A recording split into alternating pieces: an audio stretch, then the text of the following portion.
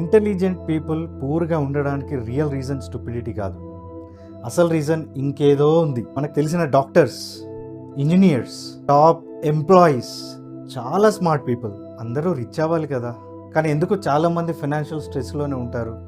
మీరు, నేను, ఇలా ఎంతోమంది.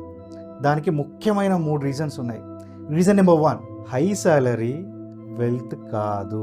సాలరీ వస్తే ఇన్కమ్ పెరుగుతుంది అంతే, వెల్త్ కాదు. Reason number 2, employee mindset time నమ్ముకుంటుంది. టైం నమ్ముకుంటుంది. ఓనర్స్ మైండ్ సెట్ అసెట్స్ని బిల్డ్ చేస్తుంది. రీజన్ నెంబర్ 3, సాలరీ పెరిగినప్పుడల్లా కార్ అప్గ్రేడ్ అవుతుంది, ఫోన్ అప్గ్రేడ్ అవుతుంది, వాచ్ అప్గ్రేడ్ అవుతుంది, లైఫ్ స్టైల్ అప్గ్రేడ్ అవుతుంది, కానీ అసెట్స్ మాత్రం ఎప్పుడు అప్గ్రేడ్ కావు. మరొక హిడెన్ ట్రూత్ ఏంటంటే, స్మార్ట్ పీపుల్ నాలెడ్జ్ కలెక్ట్ చేస్తారు, రిచ్ పీపుల్ అసెట్స్ కలెక్ట్ చేస్తారు. సో ఇన్కమ్ మిమ్మల్ని కంఫర్టబుల్గా ఉంచుతుంది, అసెట్స్ మీకు ఫైనాన్షియల్ ఫ్రీడమ్ ఇస్తుంది. సో ఇంటెలిజెంట్ పీపుల్ చాలా బాగా ఎర్న్ చేస్తారు, కానీ ఎక్కడో వెల్త్ బిల్డింగ్లో ఫెయిల్ అవుతారు. సో ఇదేనండి మెయిన్ 3 స్ట్రాంగ్ రీజన్స్.